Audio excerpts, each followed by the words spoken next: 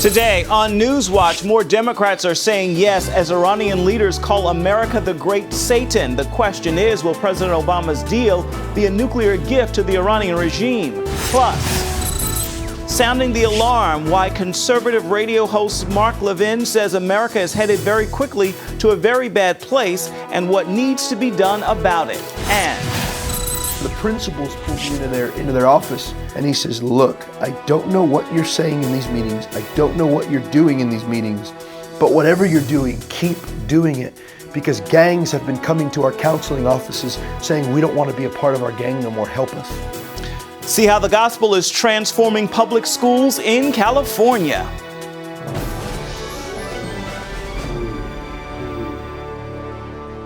Thank you so much for joining us for CBN NewsWatch. I'm Ephraim Graham. President Obama is closer to claiming a major foreign policy goal. Two more Democratic senators have come out in support of his controversial Iranian nuclear deal. And with Congress just days away from a final vote, Iranian hardliners continue to openly conspire against the United States and Israel.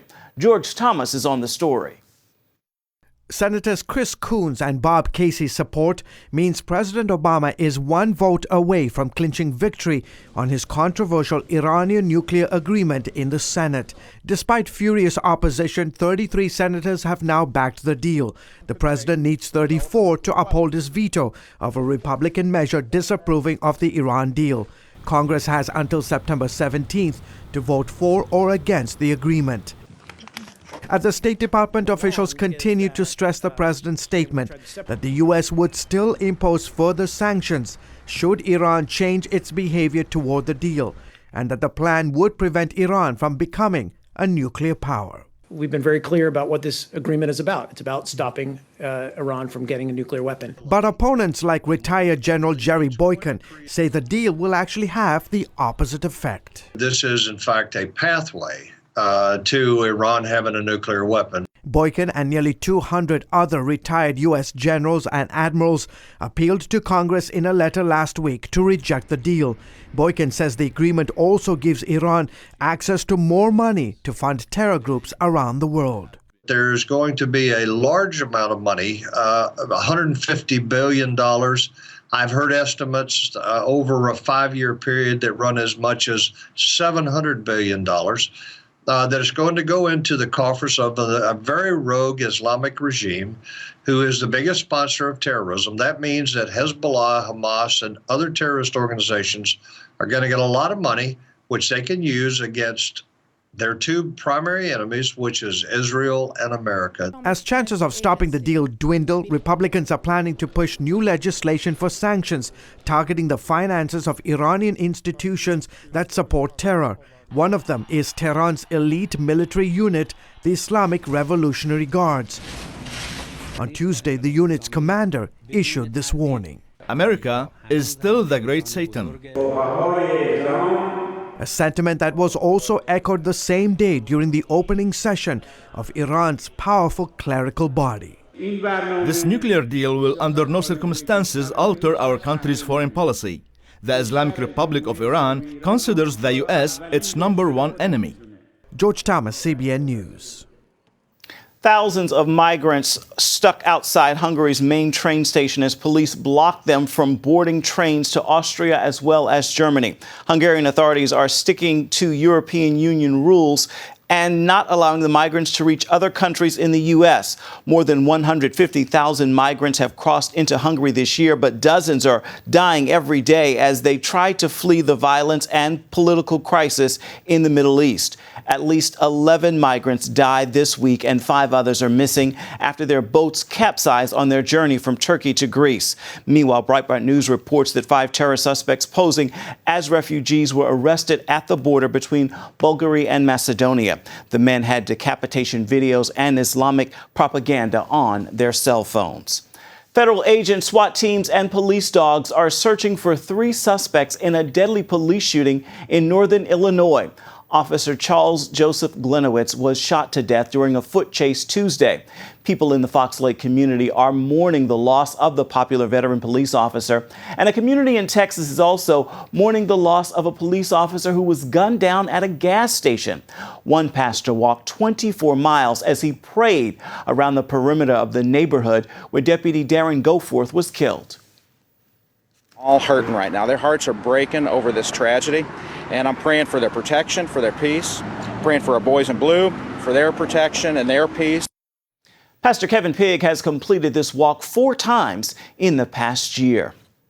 More volatility on Wall Street as concerns over China's economy remain. U.S. stocks plunged Tuesday, the Dow down almost 470 points for the 3rd worst drop of the year. All 3 major U.S. stock indexes fell briefly into correction territory last week, and now they are back, down by about 10% from their highs.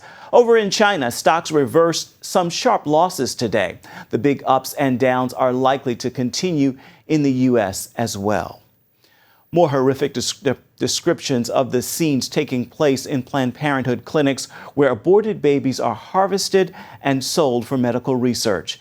This is from the latest undercover video released by the Center for Medical Progress. I literally have had women come in and they'll go in the OR and they're back out in 3 minutes. And I'm going, what's going on? Oh yeah, the fetus was already in the vaginal canal whenever we put her in stirrups. It just fell out.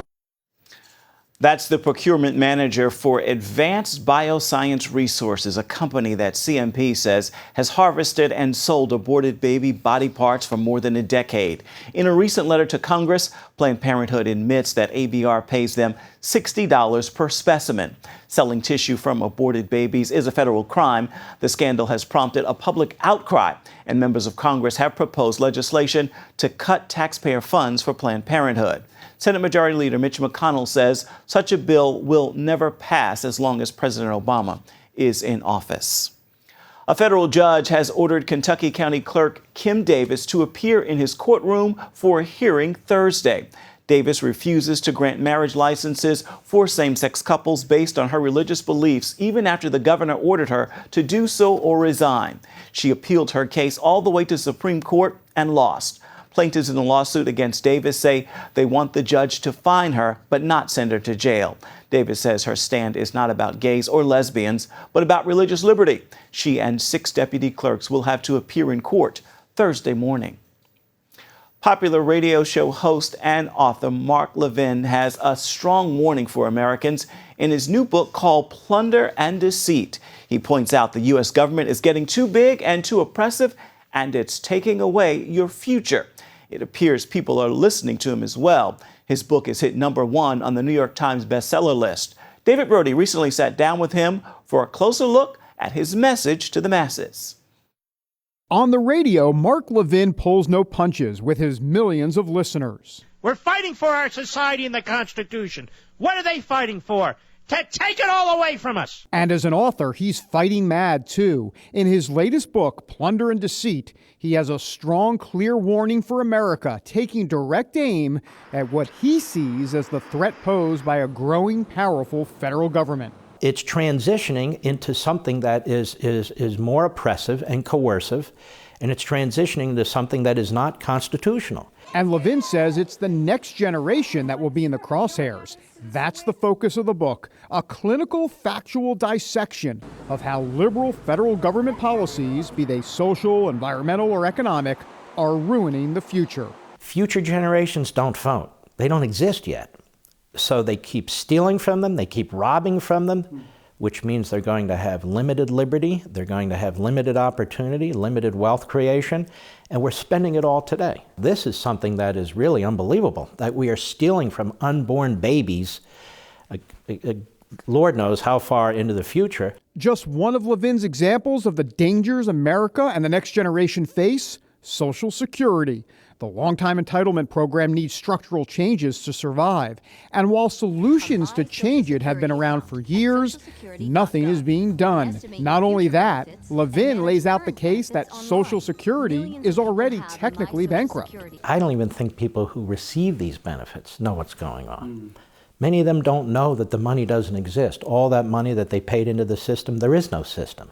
That money was taken, and it was spent the second it was taken on other government projects and other government programs. So where does this leave the next generation? What can be done? How do you get younger Americans, the next generation, if you will, involved in these issues and to take notice of what's going on in this country? One at a time. There are millions and millions of parents and grandparents who know exactly what I'm talking about, and they are worried about what's going on in this country, and they know, as I know, intuitively and through intellect, that the country's headed in a very bad place, and it's moving there very, very quickly. Levin sees plunder and deceit as a pamphlet to equip communities with facts that they are going to hopefully share with others in a variety of settings. In the home, during the holidays, at the dinner table, at the breakfast table, if they're younger, when you're putting your kids to bed. Those are the circumstances. We, as parents and grandparents, have more influence on our children and grandchildren than we can possibly know. Levin believes change won't come from Washington. Just like in Revolutionary War days, change comes from we the people, because he believes ideas stir up action and lead to consequences. I think tens of millions of us are extremely concerned about where this country's going. Maybe we're in the majority, maybe we're not. I don't know, but there are tens of millions of us, and that's a big army of people. If thousands of us, not even millions of us, let alone tens of millions of us, really take this seriously, you don't know where we can go with this, because in this great country, there are many great people who will do many great things. David Brody, CBN News, Washington. Coming up, natural disasters never let up and the church never stops serving. See who's bringing hope to victims of Myanmar's floods. Much of Myanmar, formerly known as Burma, is underwater after heavy rains and mass flooding. It's affecting more than 1 million people. Even though people are dealing with too much water everywhere, they still need safe, clean water to drink. As Asia correspondent Lucille Toulousan reports, CBN disaster relief teams are on the ground with that much-needed help. In recent years, the people of Myanmar have experienced remarkable freedom and progress. But despite political and economic changes, many communities like Nyong Takar village still lack clean, potable water. During this rainy season in the many flooded areas here in Myanmar, the people are hoping for the rains to stop. But in this village, they are welcoming the rain to fill up these water containers because this rainwater is what they use for cooking, for bathing, and also for drinking. In the summer months, people get water from man-made ponds. And because of the lack of clean water, people get sick from diarrhea and skin diseases. For more than 4 years, Pastor Nini Tue prayed every night that God would provide clean water for their village. We prayed for clean water for our village because our children were getting sick. Scabies was common to the children because of the dirty water, and my daughter had it too. According to Pastor Nini Tue, several attempts to dig wells here failed until CBN Humanitarian and Disaster Relief came to partner with the church and the local people to build a well. Organizations came, but it did not work out because they did not dig deep enough for the water to come out. We involved the community in our projects. We also dug the well in the church compound so more people can come. And just like what it says in the Bible, Jesus said, "Those who are thirsty, come to me, and you will not thirst anymore." Hopefully, when they come to get water here, they can also try to join the church. I believe CBN is God-sent. Because of the water, the people even from other villages come to our church. Not only do they get physical water, but they receive the living water as they get to know more about Jesus. We are happy because we don't have to buy clean water, and our children can take a bath with clean water. My daughter's scabies will soon be healed. Thank you very much, CBN. God bless you and God use you more. Thank you, CBN.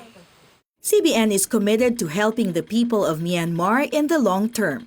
Wells are proposed for drilling in 8 other villages later this year. Lucille Toulousan, CBN News, Yangon.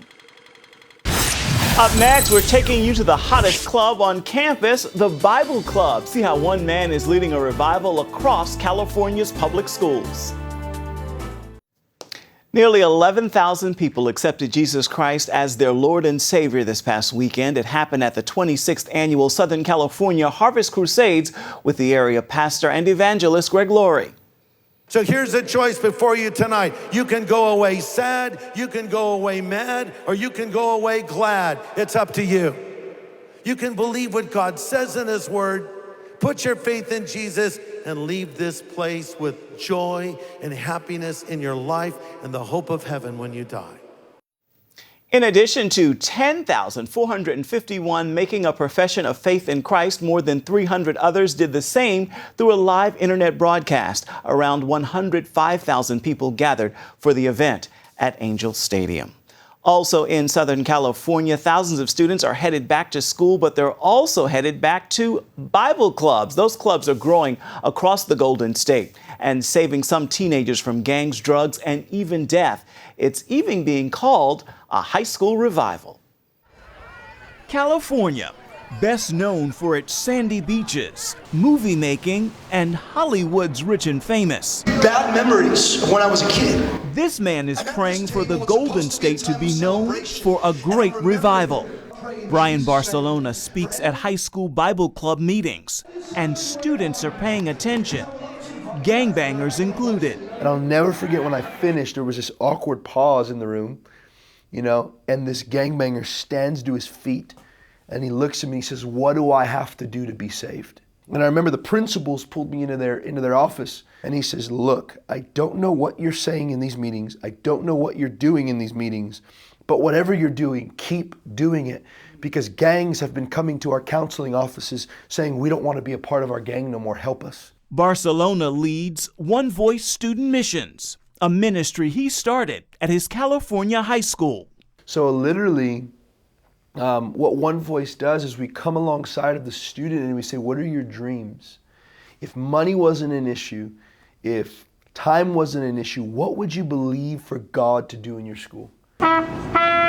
In 6 years, God has grown Brian's reach from one school to more than 20 and thousands of students. I thought he was awesome. I was just like, man, this guy's legit. The biggest impact I would have was by my attitude, because I used to either like let things get to me. I asked for him to pray for me, and like right there, I cried so much because I knew that I was doing so wrong. Hundreds attend Bible club meetings at Roosevelt High School, one of the only schools with a Planned Parenthood clinic on site. Free pizza draws some first-timers. Come on in, pizza, glow sticks, it's gonna be fun. You're like, okay. But the message Brian preaches keeps them coming back. They encouraged me to seek God more and to seek this deeper relationship, and I've really learned a lot and gained wisdom from their teachings. I love that they bring Jesus into my life because now I'm so much more positive the way I see things than before, and like it's just changed me so deeply. So I love Bible Club now. Little by little, coming to the Love Club, praying and worshiping, it's helped me it's helped me find myself. Bible club lessons at one school led students to take a trip to the beach to be baptized. Many people would say, and you hinted at this, how on earth is this happening in a public school? Well, every school is allowed clubs, whether it's a chess club, Islam club, Catholic club, math club. They're also allowed Bible clubs. And, you know, the whole thing is it has to be student-led, student-led, student-led. Some school staff members embrace the clubs because they see improvement in their students' attitudes, behavior, and grades. Brian has seen even bigger changes.